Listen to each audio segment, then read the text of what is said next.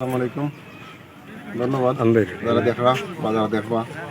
আমরা দাঁড়িয়ে আছি এখন জানলা এই জায়গা উপজেলা পরিষদের সাবেক ভাঙছে গত কয়েকদিন আগে, দুদিন আগে মনোগাং ভাঙার কারণে মিয়ারপাড়া এলাকা ভাঙার কারণে এই এলাকা শুধু এই এলাকা নয়, কয়েকটা গ্রাম মানুষ ক্ষতিগ্রস্ত হয়েছে। এবং আপনারা দেখছেন যে আমি যখন ভাঙে সন্ধ্যার সময় আমি দেখে গেছি, রাত্রে খবর পাইছি এই জায়গাটা ভাঙছে। এই এলাকার মানুষ অনেক কষ্ট করছেন, চেষ্টা করছেন যে কোনো মন্ত্রী ভাঙাটা রোধ করা যায়। তারা সর্বোচ্চ চেষ্টা করছেন, নিজস্ব শ্রম দিচ্ছেন, পানি নামিয়া শেষ পর্যন্ত তারা চেষ্টা করছেন, কিন্তু কোনোভাবে এটা রক্ষা করা গেছে না। কারণ দেখা যায় দীর্ঘ একটা ভাঙার কারণে অনেক মানুষ ক্ষতিগ্রস্ত হয়েছে।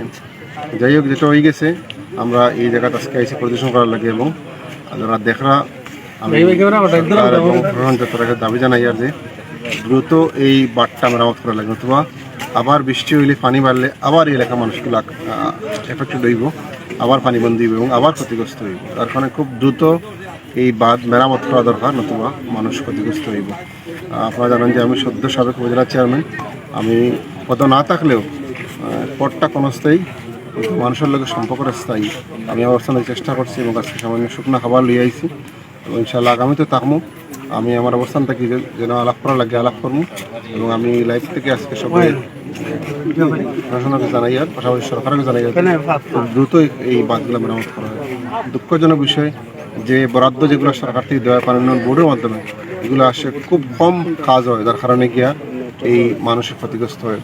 হাজার হাজার কোটি টাকা বরাদ্দ দেওয়া হয়, কিন্তু কাজ হয় মাত্র নামমাত্র কাজ, যার কারণে গিয়া এই মানুষগুলা মানুষের দীর্ঘদিনের দাবি এই যে কন্ট্রাক্টে কাজ পাইছে দীর্ঘদিন থেকে স্লো আস্তে আস্তে কাজ করে এই শেষ এই বন্ধ এই শুরু, মানে কোনো আগামাতা নেই কাজগুলো, যার কারণে গিয়া দীর্ঘদিনের দাবি আছে। উপজেলা পরিষদ আমি আলাপ করছি, জেলা মিটিং আমি উপস্থাপন করে আলোচনা করছি, কিন্তু কাজের কাজ কিচ্ছু হয় না। যখন পানি আয় তারা ইয়া এই সামান্য মাটি দিয়ে বস্তা ফলাইয়া চেষ্টা করে রক্ষা করলে, কিন্তু যখন কাজ করতো পানি কমে তখন তারা কাজ করে না।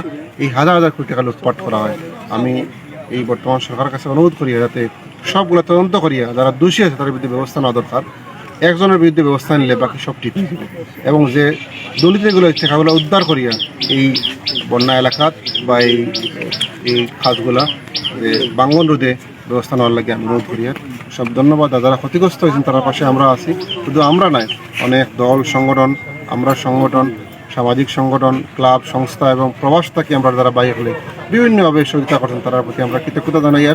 আর আগামীতেও আমরা আশা রাখি আপনার মাধ্যমে যারা ক্ষতিগ্রস্ত হয়েছে শুধু ত্রাণ সামগ্রী দিলে শেষ নয়, যারা তাদের পুনর্বাসন দরকার, অনেকের গড় বাড়ি ক্ষতিগ্রস্ত হয়েছে, কেউ কখনো গড়ে যাওয়ার মতো অবস্থা নাই, পুরা গড়টা লেগে গেছে গিয়া, হয়তো এই বান্ধর উপরে তারা অবস্থান করে।